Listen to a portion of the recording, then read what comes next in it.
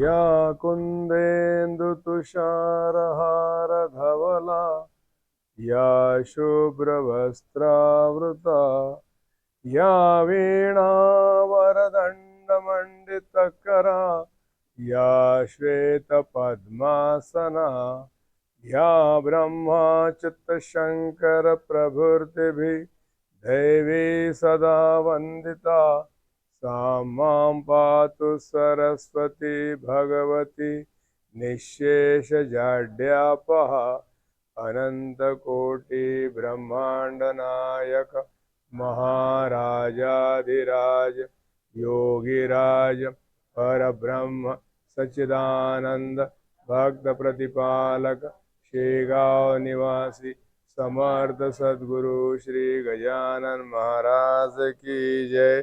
गण गण गणात भूते।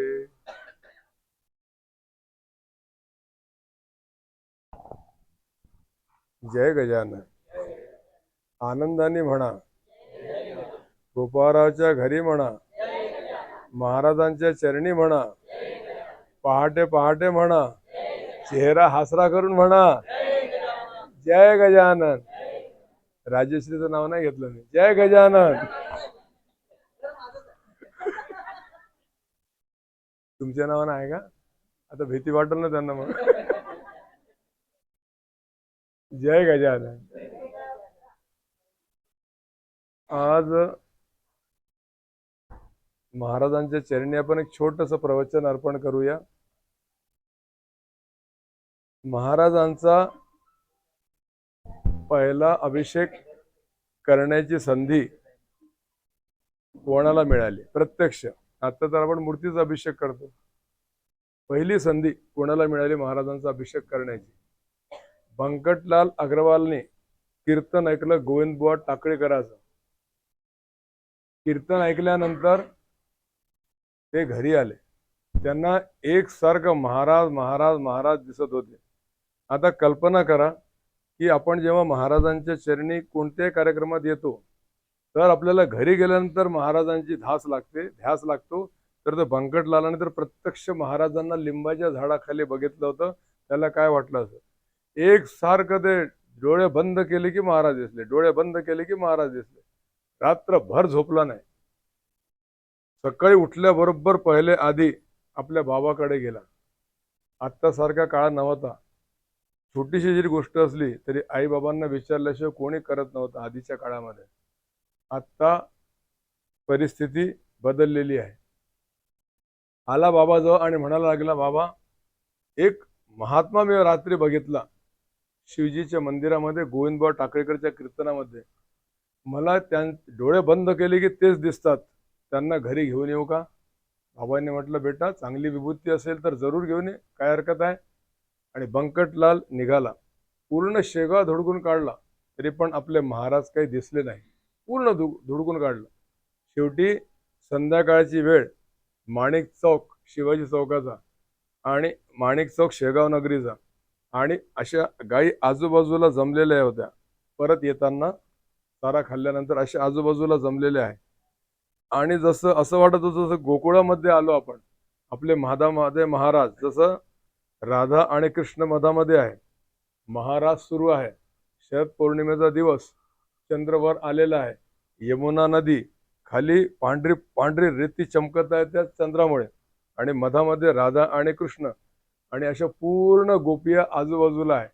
आता तुम्हाला आश्चर्य वाटेल, एक कृष्ण एक गोपी, एक कृष्ण एक गोपी असं पूर्ण तो वर्तुळ झालेला आहे। आणि मधामध्ये कृष्ण आणि राधा आहे। राधाच्या खांद्यावर देवाने हात ठेवलेला आहे। आता कधी कधी आपल्या मनामध्ये हा विचार येतो की इतकं मोठे भागवत कथा आहे, इतकी ग्रंथ, 18,000 श्लोक आणि 12 अध्याय, 12 स्कंद।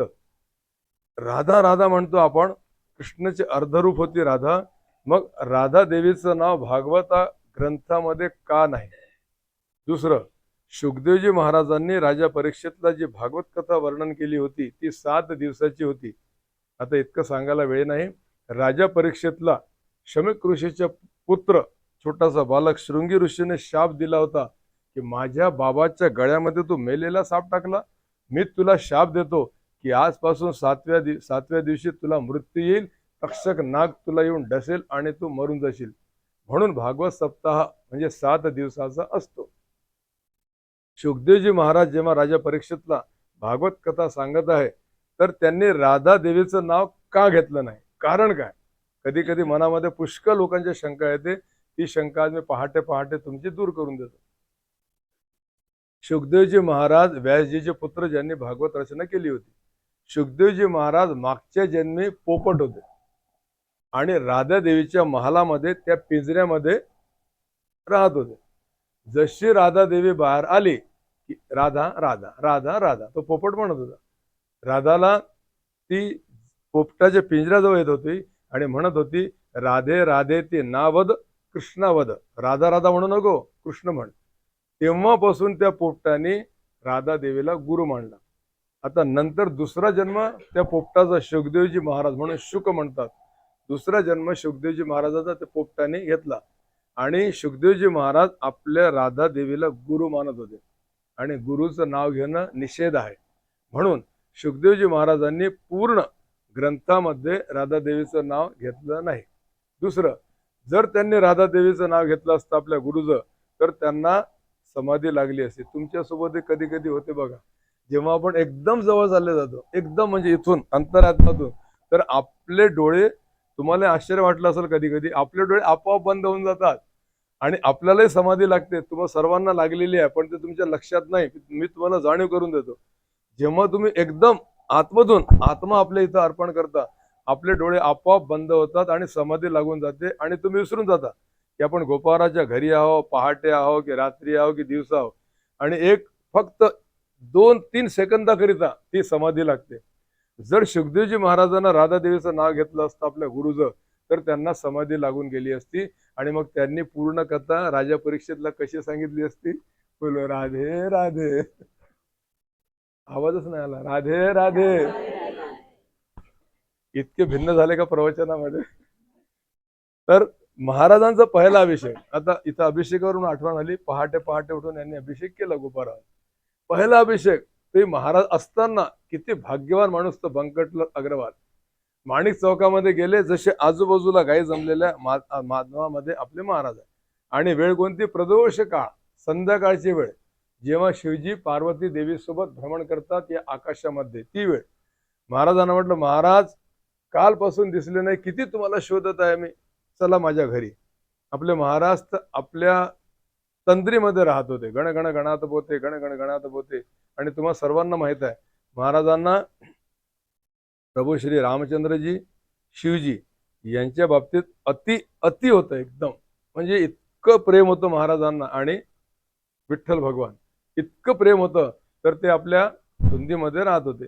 घरी आले, संध्याकाळची वेळ, बंकटलाल अग्रवाल महाराजांना घरी घेऊन आला. जसे दरवाजावर महाराज आले, आपोआप झालं बरं, जसं तुमच्या सोबत होते आपोआप झालं. ते बंकटलाल अग्रवालचे बाबा भवानीराव, त्यांना काय माहित काय वाटलं का माझ्या घरी खूप मोठा संत आलेला आहे. एकदम ते घाबरून गेले, धावत धावत गेले आणि महाराजांच्या चरणी लोटांगण घातलं आणि म्हणायला लागले, महाराज, त्यावेळेस महाराजांचं नाव गजानन व्हायचं होतं, महाराज तुम्ही प्रदोष काळी माझ्या घरी आले, भाग्य माझं भाग्य उजळलं.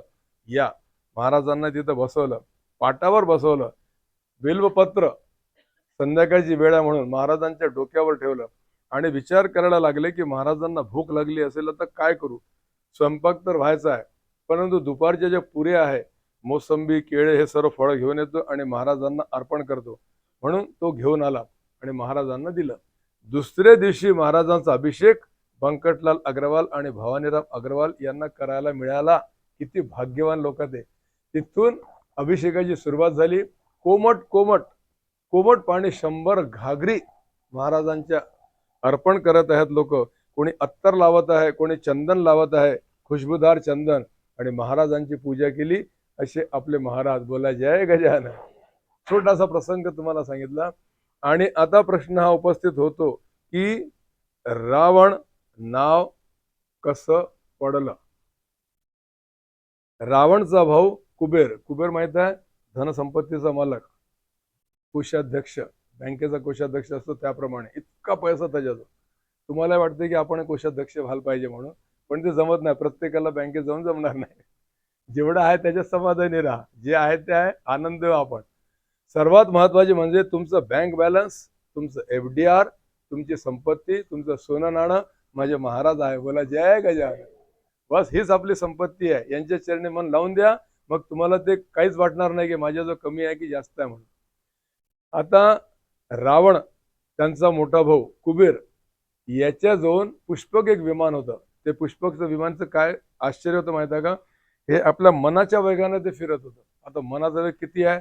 आत्ता माझ्या मनाने म्हटलं एका सेकंदामध्ये की मला माझ्या मुलाजवळ जायचं अमेरिकेमध्ये, पटकन चालला जाते. अमेरिका किती दूर आहे? एका सेकंदामध्ये. तसं ते पुष्पक विमान होतं की तुमच्या मनामध्ये आलं की ते तिथं जात होतं. आता रावणाने पुष्पक विमान आपल्या भावाजवळ हिसकलं, कुबेरजवळ. हिसकल्यानंतर घेऊन आला आणि आल्यानंतर त्याच्या आईने सांगितलं की बेटा, मला शिवजी आणि पार्वती कैलास पर्वत इथं लंकेमध्ये पाहिजे. आईचं तो कसंही असो, परंतु ब्राह्मण होता जातीचा, शिवभक्त होता. त्यांनी आईची आज्ञा मांडली आणि गेला कैलास पर्वतावर. आपले शिवजी बाबा तर ध्यानस्थ होते, पार्वतीची बाजूला होती. यांनी पुष्कळ प्रयत्न केला, परंतु समाधीमध्ये आपले महादेवजी होते. यांनी विचार केला की आता हे तर येणार नाही, समाधीमध्ये आहे. आईनं तर म्हटलं की यांना घेऊन या शिव पार्वतीला. त्यांनी बलवान तर होताच, त्यांनी कैलाश पर्वत या 2 हातांनी असा उचलण्याचा प्रयत्न केला आणि उचललंय त्यांनी थोडा दूर. जसा उचलला तसे शिवजी आणि पार्वतीजी असे हालायला लागले आणि शिवजीची समाधी, महादेवाची समाधी भंग झाली.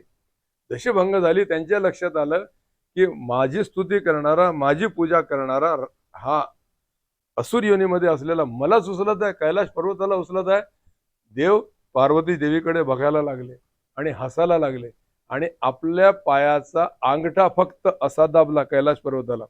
जसा अंगठा दाबला तसा तो कैलाश पर्वत खाली जायला लागला आणि याचे बोट चेंदरले. जसे याचे बोट खाली दबले तसा ओरडायला लागला जोराने, एकदम जोराने ओरडायला लागला. देवाला दया आली.